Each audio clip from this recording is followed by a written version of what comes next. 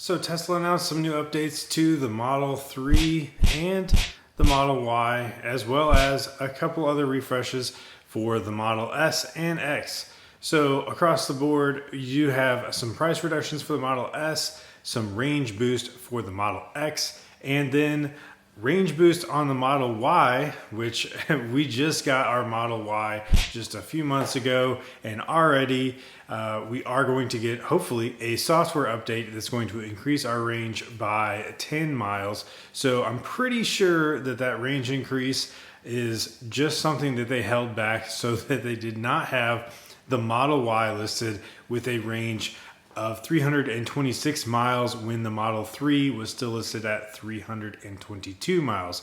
Definitely the Model 3, being a sedan, should have a better range than the SUV of the Model Y. So definitely think that they just held back that range for the Model Y on the software just so that they could list it as 316, which is just a little bit less than the Model 3. But now the Model 3 has a big refresh. Presumably they have the heat pump in there now, and so that gains a lot of efficiency on the heat pump, as well as some other motor and battery efficiencies that they have added to the vehicle, therefore giving it about a 10% range increase. Now the Model 3 can go 353 miles on a charge, and the the standard range plus model like ours that we have now goes 263 miles instead of the 240 when we got it. So again, about a 10% range increase over what it originally was.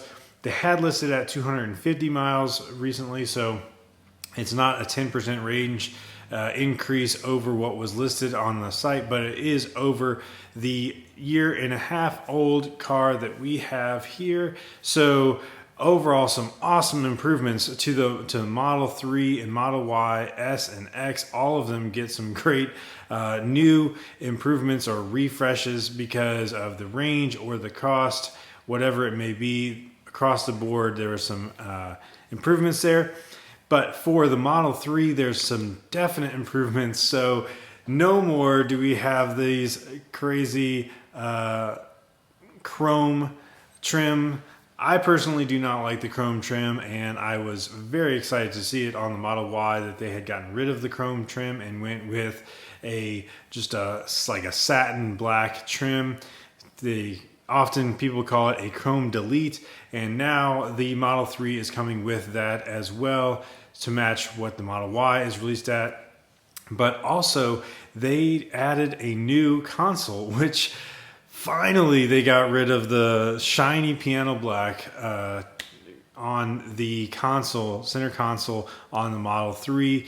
I really wish they would have done that on the Model Y. Unfortunately, we are still probably going to have to put that wrap on the Model Y dash because I just cannot stand that piano black. That's the one thing about the Model 3 and Model Y that really has been irritating the whole time, is that center console with that shiny piano black is just a fingerprint magnet. It just never looks clean.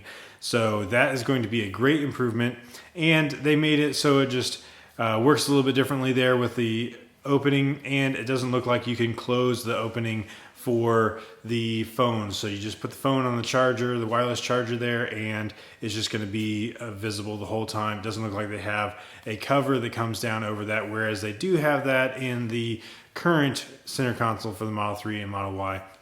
So that is one thing that some people maybe would like to have still, is that cover that goes over the phones. But honestly, I never cover that because I always want to be able to put my phone down and pick it back up really easily. I never have any desire to close it there or cover it up in the center console. So some great improvements to the Model 3. Really excited that they got some new range in there.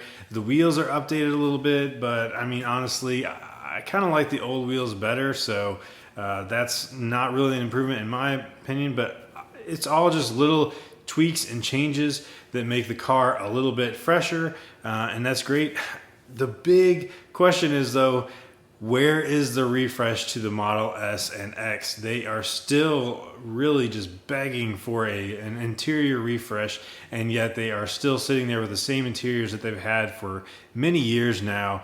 Really, the interior is very minimally changed since 2012 when the Model S came out. So that interior really, they've made some tweaks here and there, but not anything big. I really would like to see them make a nice refresh to the interior of the Model S and X. I think that would be a great thing to do soon. But nevertheless, some great improvements for the Model 3 and Model Y. Let me know in the comments below what you think about these improvements to the Model 3 especially. And as always, thanks so much for watching, and we'll see you on the next one.